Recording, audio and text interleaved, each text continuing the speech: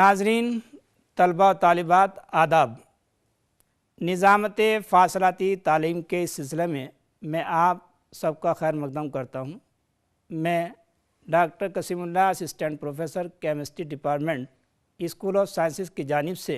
तो आज नाजरीन हम आइसोमेरिज़म का दूसरा हिस्सा यानी दूसरी ब्रांच, दूसरी शाखा, जिसको हम स्टीरियो आइसोमेरिज़म यानी मकानी हम तरकीबें, बहुत सी किताबों में आपको इसको तजस्सुमी हम तरकीबें भी लिखा मिल सकता है।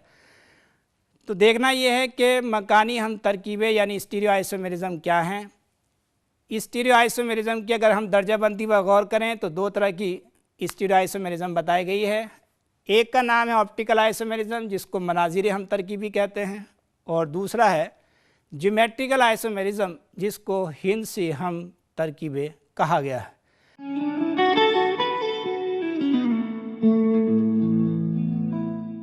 तो आइए सबसे पहले हम ऑप्टिकल आइसोमेरिज़म को तफसील से जानेंगे कि ऑप्टिकल आइसोमेरिज़म क्या है और किस तरह से किसी भी नामियाती मुरक्कबात में ऑप्टिकल आइसोमेरिज़म की हम पहचान कर सकते हैं, क्या उसकी शर्तें हैं। सबसे पहला सवाल ये है कि मनाजिरी हम तरकीबी यानी ऑप्टिकल वर्ड कहाँ से आया है, इस ऑप्टिकल के मायने क्या हैं। इसका मतलब है रोशनी।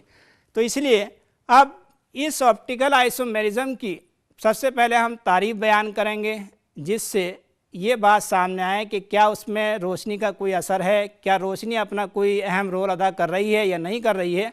आइए देखते हैं इसकी तारीफ़ क्या है। वो नामियाती मुरक्कबात जो प्लेन पोलराइज लाइट को घुमाने की अहलियत रखते हैं, यानी जब किसी नामियाती मुरक्कब के मैलूल में से इस रोशनी को गुजारा जाता है तो रोशनी दाएं जानिब या बाएं जानिब घूमती है। तो इस खसूसियात को हम ऑप्टिकल आइसोमेरिज़म कहते हैं।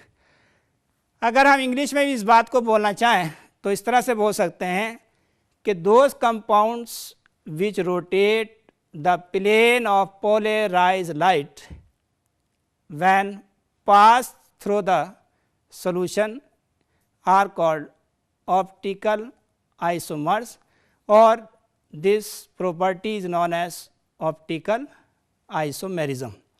तो यानी नाजरीन, इसमें एक बहुत ही इम्पोर्टेंट आवाज़ आ रही है, एक बहुत ही इम्पोर्टेंट बात सुनने में आ रही है, वो है प्लेन पोलराइज लाइट।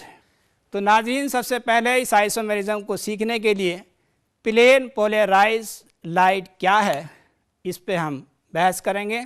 तो आइए देखते हैं कि प्लेन पोलराइज लाइट क्या है और वो कौन से नामियाती मुरक्कबात हैं जो जिनके ऊपर इस लाइट का असर होगा, यानी दाएं जानिब या बाएं जानिब उस रोशनी गर्दिश कर सकती है। तो प्लेन पोलराइज लाइट को समझने के लिए बहुत ही आसान एग्ज़ाम्पल हमारे पास है।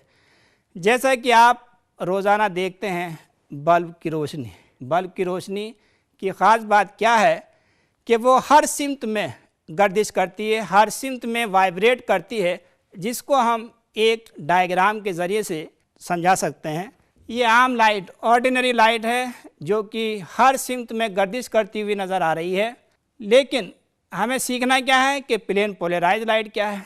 देखिए, इस लाइट की ख़ास बात यह है इस लाइट की कि इसमें हर रंग नज़र आएगा, यानी कई रंगों को मिलकर बनी होगी। इलेक्ट्रोमैग्नेटिक वेव्स भी कहा गया है इसको, इलेक्ट्रोमैग्नेटिक बरकी मकनातीसी मौज भी कहते हैं। अगर इस लाइट को अगर हम एक स्पेशल टाइप के प्रिज्म, जिसको निकोल प्रिज्म के नाम से जाना जाता है और कैल्शियम कार्बोनेट का बना होता है, इसमें से अगर हम इस लाइट को पास करते हैं, गुजारते हैं, तो इस प्रिज्म की सबसे इम्पोर्टेंट यानी कि बहुत ही अहम बात ये बताई गई है कि ये सारे प्लेन को कट करके सिर्फ इस लाइट को एक ही प्लेन में वाइब्रेट करने की इजाज़त देता है। इसी लाइट का नाम प्लेन पोलराइज लाइट है, यानी कि वो लाइट जो एक ही प्लेन में, एक ही सतह में ही गर्दिश करे, उसको प्लेन पोलराइज लाइट कहते हैं। लेकिन इसका एक और नाम बताया गया है, मोनोक्रोमेटिक लाइट।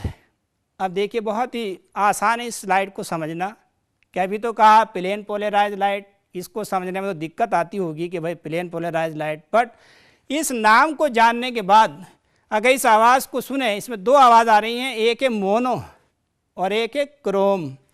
मोनो का मतलब सिंगल और क्रोम का मतलब होता है कलर।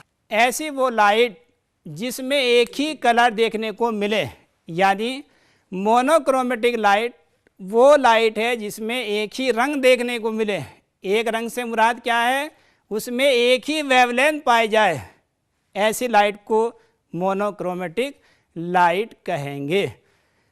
तो अब नाज़रीन, इस प्लेन पोलराइज लाइट को अगर हम, जैसा कि अभी समझाया था, बताया था कि ऑर्डिनरी लाइट को हम कहाँ पास करेंगे, निकोल प्रिज्म से पास करेंगे, तो हमें क्या हासिल होगी, प्लेन पोलराइज लाइट, जिसको हम एक खाके से भी समझा सकते हैं कि हमने ये मोनोक्रोमेटिक लाइट बनाने के लिए एक ऑर्डिनरी लाइट को इस प्रिज्म से गुजारा जिसका नाम है निकोल प्रिज्म। और ये निकोल प्रिज्म कैल्शियम कार्बोनेट का बना होता है। इसकी सबसे अहम बात यह है कि ये सारे प्लेन को कट करके सिर्फ एक ही प्लेन में वाइब्रेट करने की इजाज़त देता है। तो नाजरीन, प्लेन पोलराइज लाइट वो लाइट है जो सिर्फ एक ही प्लेन में गर्दिश करे, वाइब्रेट करे, ऐसी लाइट को प्लेन पोलराइज लाइट कहते हैं। या दूसरा नाम क्या बताया, मोनोक्रोमेटिक लाइट। अब सवाल ये है कि ऑप्टिकल आइसोमेरिज्म क्या है। अभी हमने इसकी तारीफ बयान की थी, अब उसी को फिर से दोबारा से और सिंप्लीफाई करें और आसान करें तो हम ये कह सकते हैं कि जब किसी नामियाती मुरक्कबात के महलूल में अगर प्लेन पोलराइज लाइट पास करें तो कुछ ना कुछ उसमें रोटेशन होगा, घुमाव होगा, गर्दिश होगी, या तो दाएं जानिब घुमाएंगे या लाइट को बाएं जानिब घुमाएंगे। ऐसे कंपाउंड जो इस प्लेन पोलराइज लाइट को दाएं जानिब घुमाने की अहलियत रखते हैं, टेंडेंसी रखते हैं, इसके असर से दाएं जानिब घूम जाए तो उसको हम डेक्स्ट्रोरोटाटरी कंपाउंड्स कहते हैं। इसी तरह से ऐसे कंपाउंड जो इस लाइट को बाएं जानिब घुमाएंगे उनको लेवो रोटाटरी कंपाउंड्स कहते हैं। प्लेन पोलराइज लाइट को सीखने के बाद अब हम ये जानना चाह रहे हैं कि इसका असर कैसे होता है। तो नाज़रीन, बात यह है कि जब हम इस प्लेन पोलराइज लाइट को किसी नामियाती मुरक्कबात के महलूल से गुजारा जाता है तो ये लाइट या तो दाएं जानिब घूमेगी या बाएं जानिब घूमेगी। दाएं जानिब और बाएं जानिब घूमने की इस खसूसियात को ऑप्टिकल एक्टिविटी कहते हैं और इस फिनोमिना को ऑप्टिकल आइसोमेरिज्म कहते हैं। इसी लाइट के घूमने की बुनियाद पर ये आइसोमर्स दो तरह के होते हैं।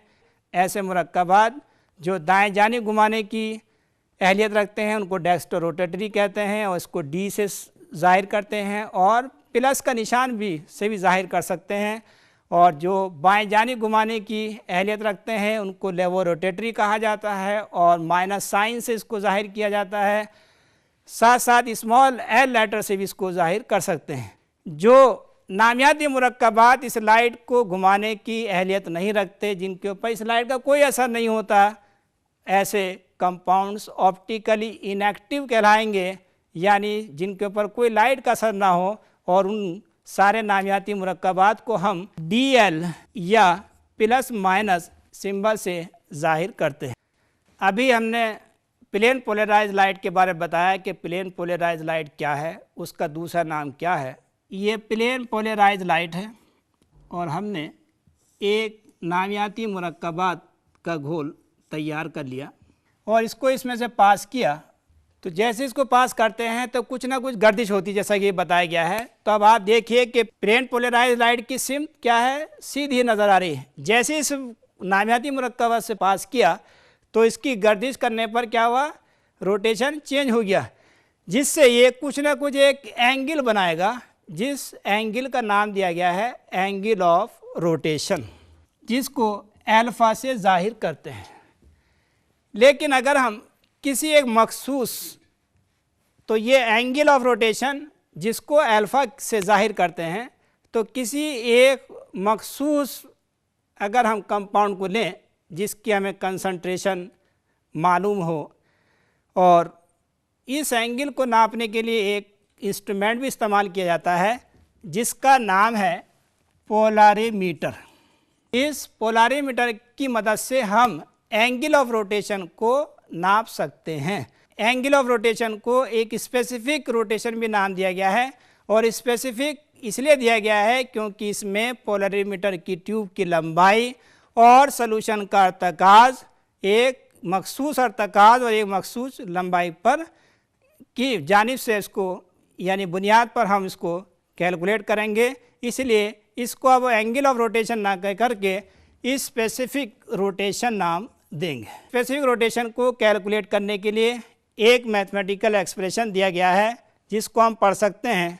अल्फ़ा बड़े ब्रैकेट के अंदर लिखेंगे, लैम्डा सबस्क्रिप्ट में लिखेंगे, ऊपर टी टेम्परेचर को जाहिर करता है और डिग्री में, बराबर alpha observe upon L into C, जहाँ पर एल बराबर length of polarimeter, C concentration of solution जिसको ग्राम पर ml में रिपोर्ट करेंगे, और लेंथ पोलरीमीटर की डेसीमीटर में लिखें, और T यहाँ पर टेम्परेचर है और लैम्डा यहाँ पर वेव लेंथ है। स्पेसिफिक रोटेशन की तारीफ इस तरह बयान कर सकते हैं कि जब हम नामियाती मुरक्कबात के सॉल्यूशन जिसकी कंसंट्रेशन 1 ग्राम पर ml है और पोलरीमीटर की ट्यूब की लंबाई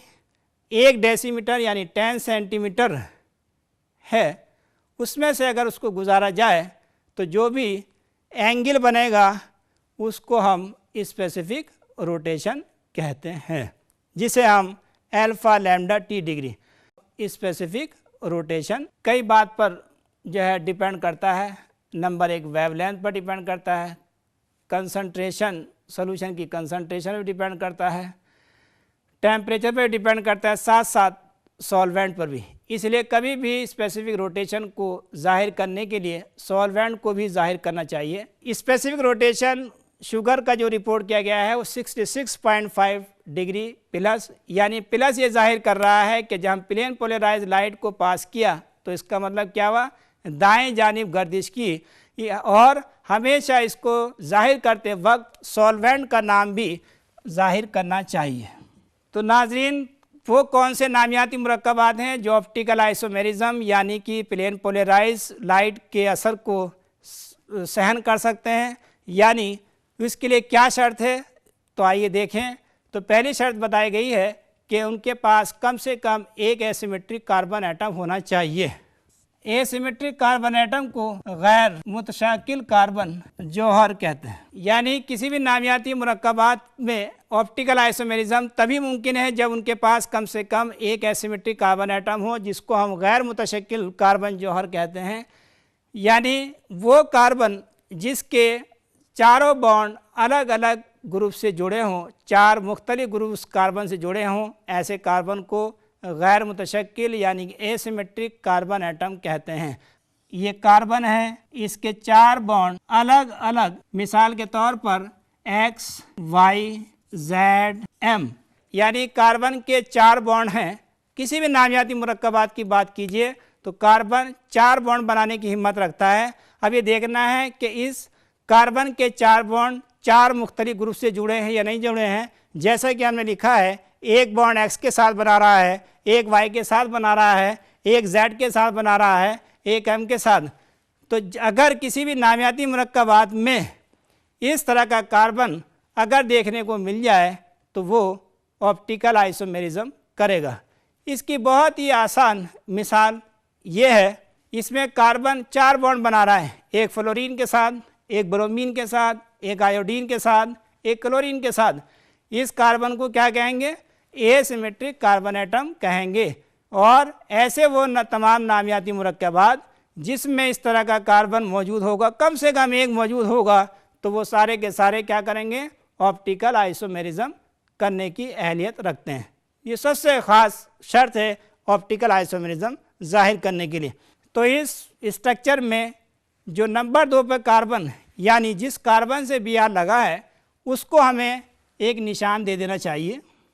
अब इस कार्बन को अगर गौर करें, दाएं जानिब C2H5 है यानी इथाइल है, बाएं जानिब मिथाइल यानी एक कार्बन का एल्काइल ग्रुप, ऊपर देखें तीसरा बॉन्ड हाइड्रोजन के साथ है, नीचे देखें तो चौथा बॉन्ड Br के साथ है। यानी इस कार्बन के जिसको हमने निशानदेही की है उसके चारों बॉन्ड अलग अलग जुड़े हुए हैं। इस बुनियाद पर हम कह सकते हैं कि इसके पास एसिमेट्रिक कार्बन एटम है और ये ऑप्टिकल आइसोमेरिज्म करेगा। CH3 single bond CH Br, single bond CH Cl CH3। नाजरीन, इस एग्जाम्पल को देखिए और इसमें 2 कार्बन जिसके में एक के साथ Br जुड़ा हुआ है उसको निशानदेही कर लें, एक के साथ CH जुड़ा हुआ उसको निशानदेही कर लें। नाजरीन, इस स्ट्रक्चर को देखें तो एक कार्बन के साथ Cl है और एक कार्बन के साथ Br है। तो आइए हम देखते हैं कि क्या ये दोनों कार्बन एसिमेट्रिक कार्बन एटम हैं या नहीं हैं।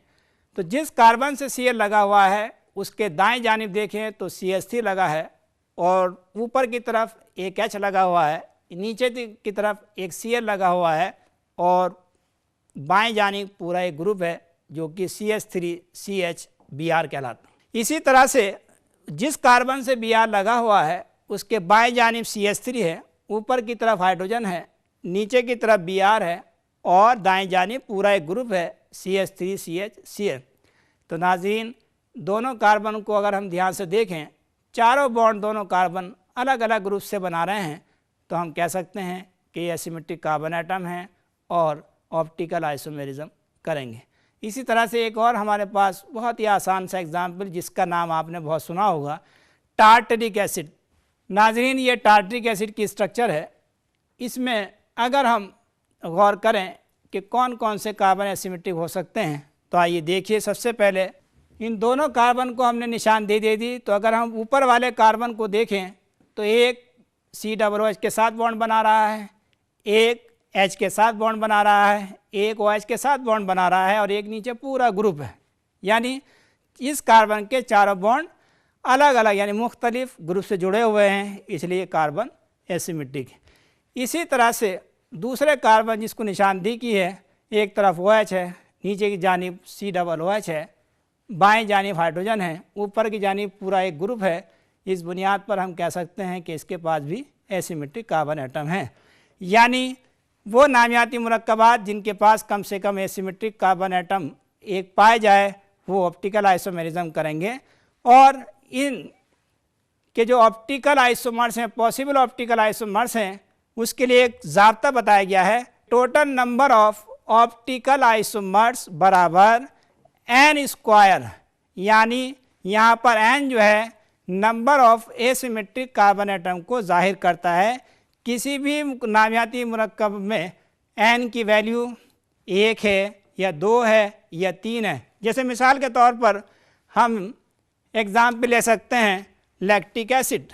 लैक्टिक एसिड दूध में पाया जाता है। ये लैक्टिक एसिड है जिसको हम लिख सकते हैं CH3 CH COOH OH। इसके पास एक एसिमेट्रिक कार्बन एटम है, इसलिए इसके 2 पॉसिबल स्ट्रक्चर होंगे, यानी इसके 2 आइसोमर्स बनेंगे क्योंकि n बराबर यहाँ पर क्या हो गया 1। इसी तरह से हम किसी भी नामियाती मुरक्कबात में जो है n की वैल्यू जान करके नंबर ऑफ ऑप्टिकल आइसोमर्स जाहिर कर सकते हैं, यानी n बराबर 1 2 3। लेकिन एक और शर्त ये बताई गई है कि अगर कोई भी नामियाती मुरक्कब अगर सिमेट्रिक प्लेन में है यानी मुतशक्किल हालत में है, तो उसमें ये फार्मूला थोड़ा सा जो है परेशानी का सबब हो सकता है। यानी उसमें optical isomers number of asymmetric carbon atom, यानी अगर कहीं पर 2 हैं तो उसके ऑप्टिकल आइसोमर्स 4 होने चाहिए, लेकिन हमेशा 3 बनेंगे क्योंकि उसमें मुतशक्किल यानी प्लेन ऑफ सिमेट्री पैदा हो जाने की वजह से आइसोमर्स 4 नहीं बनेंगे। जितने भी गैर मुतशक्किल कंडीशन वाले नामियाती मुरक्कबात होंगे वहाँ पर ये फार्मूला ज़्यादा हद तक बेहतर होगा। नाजरीन, इसी आइसोमेरिज्म में दो टर्म्स और सुनने को आती हैं, एक का नाम है कायरल और एक का नाम है अकायरल।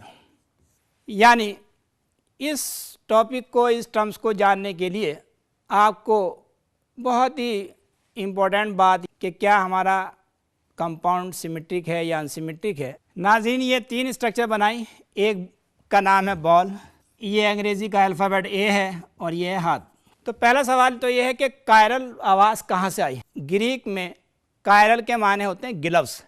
जिस तरह से हम देखते हैं रोज़ाना कि क्रिकेट का खिलाड़ी दोनों ग्लव्स लेके चलता है, यानी दाएं हाथ का ग्लव्स बाएं में नहीं पहन सकता, बाएं हाथ का ग्लव्स दाएं हाथ में नहीं पहन सकता। उसकी वजह क्या है, आज जानेंगे कैसी क्या वजह है। तो अगर हम बॉल को देखें, बॉल को अगर शीशे में देखें तो बॉल एज इट इज़ नज़र आती है। इस अल्फ़ाबेट को ए को देखें, ये भी शीशे में ऐसे ही नज़र आएगा। यानी ऐसे जानदार या बेजानदार चीज़ें जिनको शीशे में अगर तस्वीर देखें तो उनका इमेज एक सा नज़र आए, ऐसे सारे जानदार बेजानदार चीज़ों को हम सिमेट्रिक ऑब्जेक्ट कहते हैं। मुतशक्किल जैसे है वैसे ही वैसे नज़र आए। जैसे बॉल है तो बॉल जिस शक्ल की उसी शक्ल की नज़र आ रही है, ए अल्फ़ाबेट जैसा है वैसे ही नज़र आ रहा है। लेकिन इसके बरक्स अगर आप देखें, हाथ को गौर करिए अपने हाथ को, कि दाएं हाथ शीशे में बायां नज़र आता है और बायां हाथ दायां नज़र आता है। ऐसे वो सारे ऑब्जेक्ट जिनका इमेज उल्टा नज़र आए, ऐसे ऑब्जेक्ट एसिमेट्रिक कहलाएंगे। तो हाथ क्या है हमारा, एसिमेट्रिक ऑब्जेक्ट। इसी बुनियाद पर हम दाएं हाथ का गिलास बाएं में नहीं पहन सकते और बाएं हाथ का गिलास दाएं में, क्योंकि वो एसिमेट्रिक हालत में है। लेकिन अगर हम बात करें कायरल और अकायरल की और नामियाती मुरक्कबात की तरफ अगर हम चलें, तो ऐसे नामियाती मुरक्कबात जिनका इमेज शीशे में देखने पर उल्टा नज़र आए, वो सब के सब ऑप्टिकल आइसोमेरिज्म करेंगे और साथ साथ कायरल मॉलिक्यूल्स कहलाएंगे। कैसे मॉलिक्यूल्स, ऐसे नामियाती मुरक्कबात जिनके पास कम से कम एक एसिमेट्रिक कार्बन एटम हो। एसिमेट्रिक कार्बन एटम को एक और नाम दिया जाता है इस मॉडर्न केमिस्ट्री में, स्टीरियो सेंटर के नाम से भी जानते हैं। अगर हम शीशे में उस मुरक्कब को शीशे में देखें तो उसका इमेज उल्टा नज़र आना चाहिए। तो ऐसे नामियाती मुरक्कबात जिनका इमेज शीशे में देखने पर उल्टा नज़र आए, उसको क्या कहेंगे, कायरल मॉलिक्यूल्स कहेंगे। यानी those molecules which are non super impossible on its mirror image are called chiral molecules. और जिनका इमेज एज इट इज़ नज़र आए, उन सभी को क्या कहेंगे, अकायरल मॉलिक्यूल्स कहेंगे।